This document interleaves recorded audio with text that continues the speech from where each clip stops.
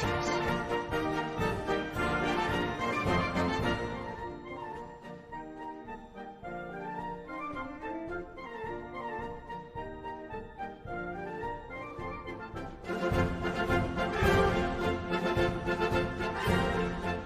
¿Qué es la toma de poder?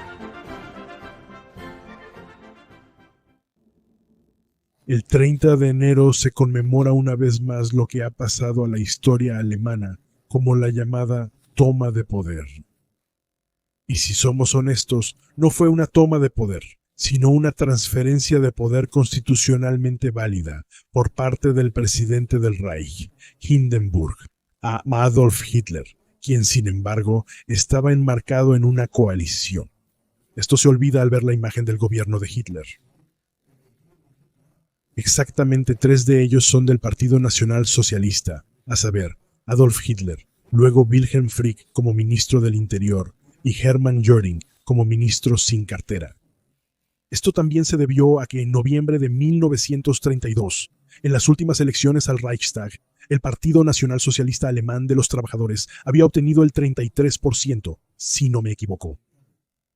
33.1, 33.2 en esa dirección.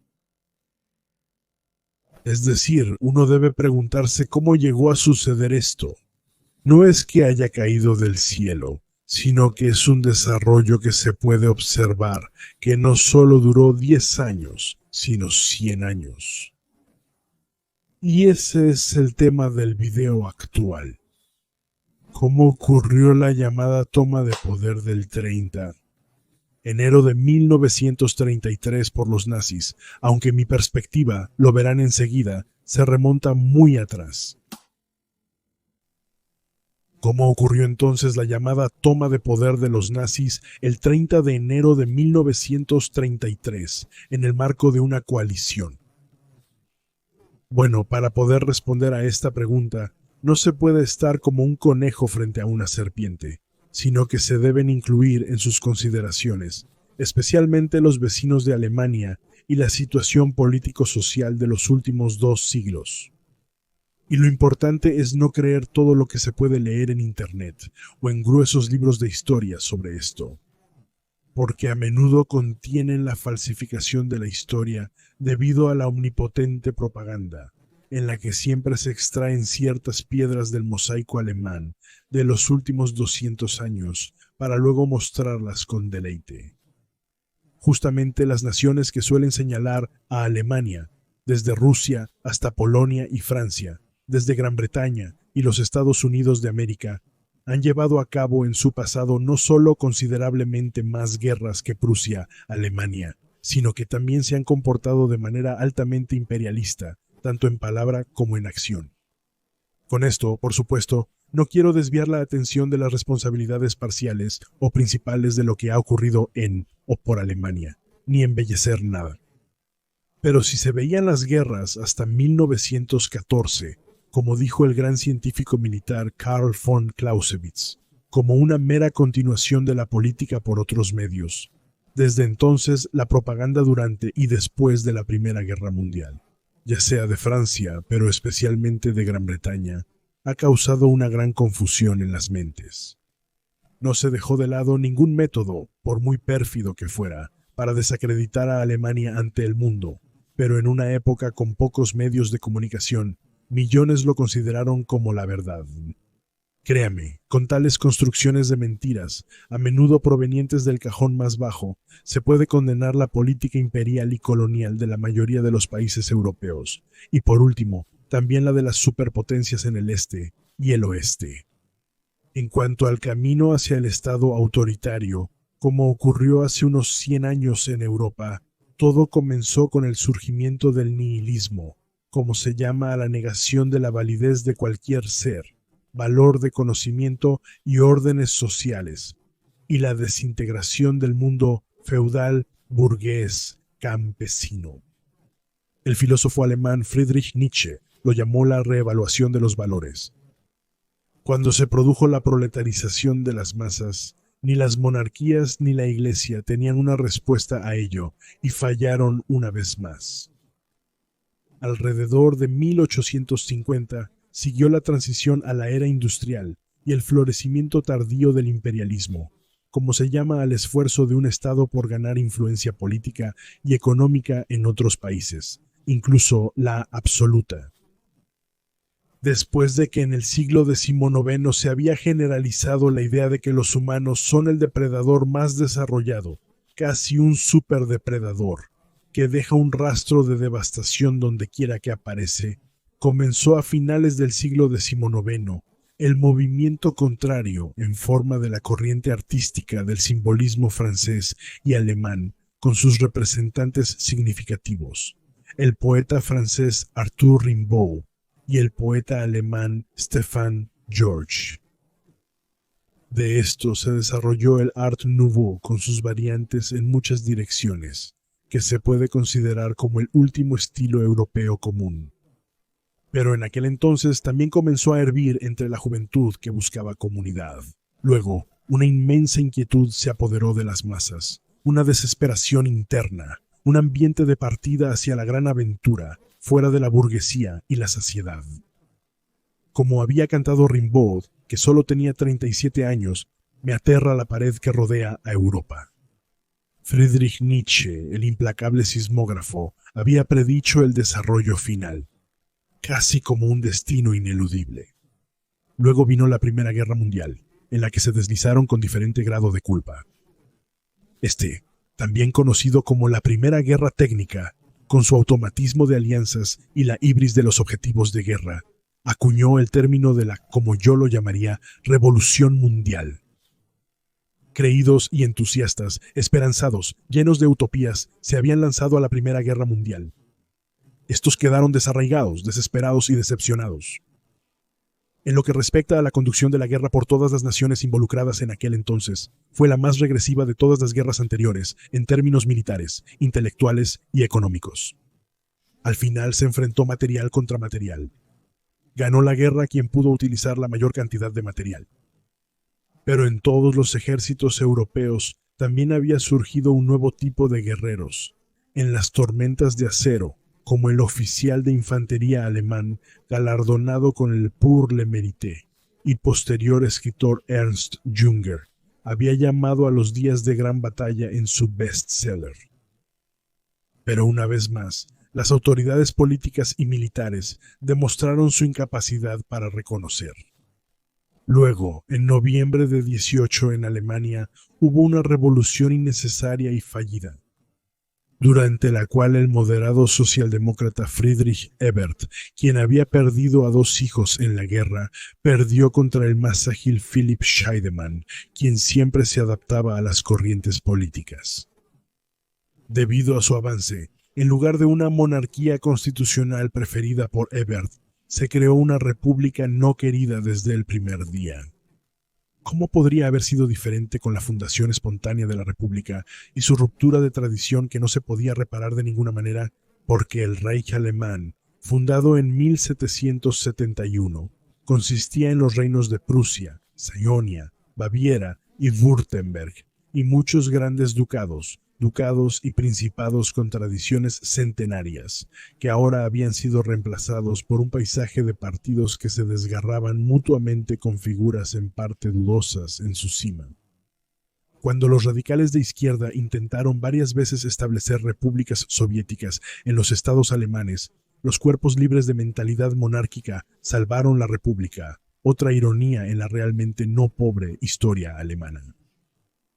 Luego ocurrió el 28, junio de 1919, en el día del 5º aniversario del asesinato de la pareja heredera del trono austriaco en Sarajevo, exactamente donde 48 años antes, el 18, enero de 1871, donde se había fundado el Imperio Alemán, al Tratado de Versalles. Y para aumentar aún más la humillación hacia Alemania, se le había presentado a la delegación alemana el contenido no negociable, el 7. Se entregó el 7 de mayo, 1919, exactamente 4 años después del hundimiento del Lusitania, que también transportaba armas y explosivos. El Tratado de Versalles fue un tratado tonto, mezquino y vengativo, en el que incluso hay una cláusula impuesta por Francia que dice que las cruces en las tumbas de guerra alemanas en Francia deben ser negras, como símbolo de vergüenza, en contraste con el blanco casi inocente de todas las demás naciones beligerantes. Además, el tratado era económicamente imposible de cumplir. En los artículos de este tratado, dictado principalmente por Francia o por el odiador de los alemanes Raymond Poincaré, se encuentra la raíz de mucho de lo que ocurrió hasta 1933. No solo en Alemania. Aquí, sin embargo, se intensificó la nivelación de la burguesía y la concentración del capital. Los muy cantados años 20 dorados, como los vio el pintor Otto Dix, en realidad solo eran dorados para un grupo muy pequeño. Principalmente consistían en la clientela que más se había beneficiado en la guerra y durante el curso de la Revolución. Lo que vino después del Tratado de Versalles fueron pagos de reparación por miles de millones. A principios de 1923, la ocupación francesa del Ruhr, con la lucha a medias por parte de Alemania por el Ruhr y la total depreciación de la moneda alemana. En noviembre de 1923, debido a la hiperinflación, un panecillo costaba 100.000 millones de marcos y un dólar tenía el valor de 4.2 billones de marcos. Luego, como si surgieran de la nada, aparecieron políticos demagogos como el nacionalsocialista Adolf Hitler o el comunista Ernst Thälmann, quienes movilizaron a las masas con una simplificación primitiva de sus demandas.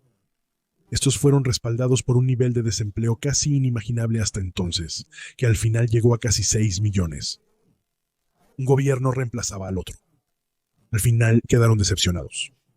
Soldados decepcionados que se sentían engañados por el precio de su sacrificio en la guerra. Monárquicos decepcionados que cambiaron de lo antiguo a lo muy antiguo, es decir, de Wilhelm II a Friedrich el Grande. Ciudadanos decepcionados que añoraban su propiedad en tiempos de esplendor. Republicanos decepcionados que imaginaron una república alemana muy distinta. Trabajadores decepcionados, socialistas decepcionados, campesinos decepcionados y pequeña nobleza decepcionada, que vieron, citando, el espíritu de la ciudad irrumpir en su seguridad. Cristianos decepcionados y no cristianos, y finalmente la inteligencia decepcionada, a quienes ninguna de sus utopías se había cumplido. El resultado fue la formación de las corrientes primordiales que aparecen una y otra vez en nuestra existencia, de las cuales finalmente quedaron 4 agrupaciones fatídicas. El nacionalismo restaurativo con algunos nombres buenos, el nacionalismo revolucionario, cuyos límites con el socialismo eran fluidos, el socialismo semiburgués moderado de los sindicatos, así como el comunismo orientado hacia Lenin de grandes partes de la clase trabajadora. Con el debilitamiento dramático del elemento religioso, también debido a las experiencias de guerra y posguerra, ahora todas estas formaciones se apoderaron de la fe en el poder y el éxito y prometieron redención. En este contexto, el nacionalsocialismo fue el más demagógico.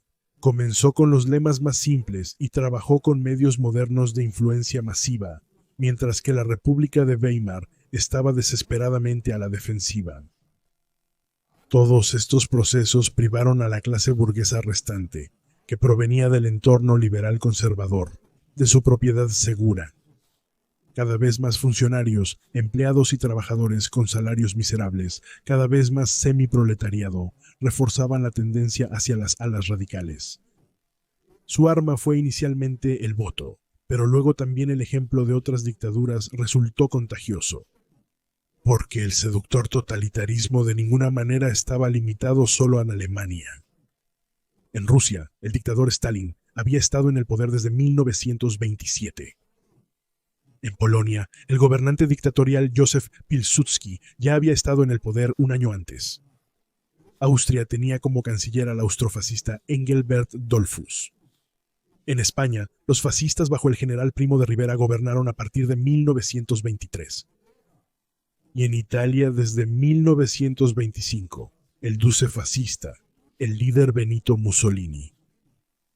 Ya sea en Turquía bajo el mariscal de campo Mustafa Kemal Atatürk, en el Reino de Hungría bajo el almirante Miklos Horthy, el semidictador checo Eduard Beneš o Antonio de Oliveira Salazar en Portugal. Todos estos nombres representan un régimen autoritario. Sobre todos los mismos intentos de derrocar el orden, desmoronándose o de crear un orden anticipado, con lo cual comenzó la fase final de la gran destrucción mundial, y los grandes liquidadores de nuestra historia, los grandes destructores dentro y fuera de Europa, obtuvieron vía libre para el apocalipsis. Desde 1932 hasta 1933, en Alemania se hicieron los últimos intentos para detener el desarrollo a través de gobiernos conservadores liberales, como aquí, a través del gabinete de Franz von Papen, y hasta el 30. Enero de 1933, último gabinete presidencial bajo el antiguo cuerpo general de Schleicher. Pero era demasiado tarde. A todos los políticos responsables les faltaba fuerza interior y el valor para ser impopulares. Habían perdido el contacto con el votante y habían perdido la fe. Así, las masas sin líderes, desempleadas, sin Dios y atrapadas en religiones sustitutas, todavía creyendo en ideales que pueden ser realizados por organizaciones de líderes, al líder. En segundo lugar, al nacionalsocialismo. Ahora se vengaba lo que los vencedores habían causado con el Tratado de Versalles. Así que tiene que ser un líder. Después de que el Kaiser Wilhelm II, el presidente del Reich, Friedrich Ebert, del Partido Socialdemócrata de Alemania, el mariscal de campo general retirado Paul von Hindenburg, todos los gobiernos democráticos y también el comunista Ernst Thälmann habían fallado, con lo cual ahora también en Alemania se seguía el desarrollo europeo hacia el Estado fascista liderado por un líder. En la era de lo óptico y lo acústico, Hitler utilizó muy hábilmente los medios más modernos de influencia masiva para su política. Reunió todas las corrientes y direcciones, trajo el nacionalismo, el socialismo, el antisemitismo, el miedo del individuo a la libertad, a una fórmula primitiva, sí, vulgar. A partir del 30 de enero de 1933, atrajo al pueblo alemán a la jaula del poder. El pueblo esperaba trabajo, justicia y honor, pero lo que recibió es de conocimiento público.